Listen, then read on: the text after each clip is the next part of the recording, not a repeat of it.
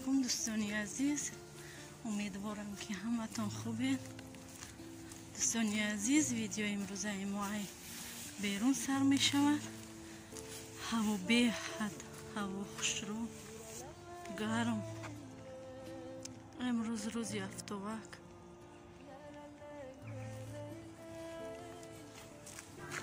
به حد هوا خوشرو گرم.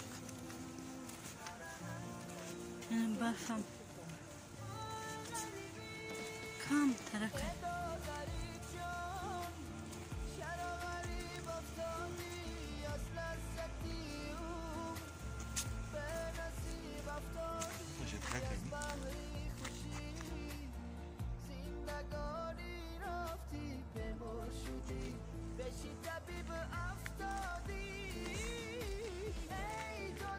ما از مغازین رفتیم، از میریم کمتر خرید میکنیم.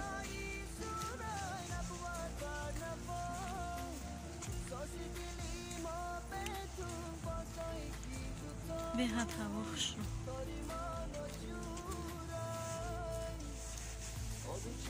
چند روز خنک بود، امروز هوا گرم شده.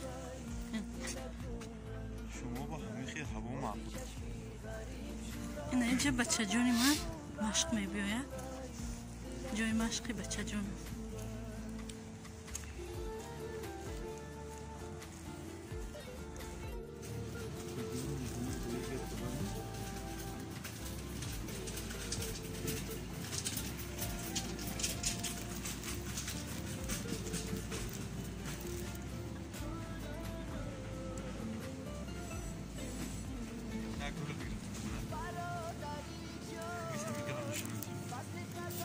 یک گلت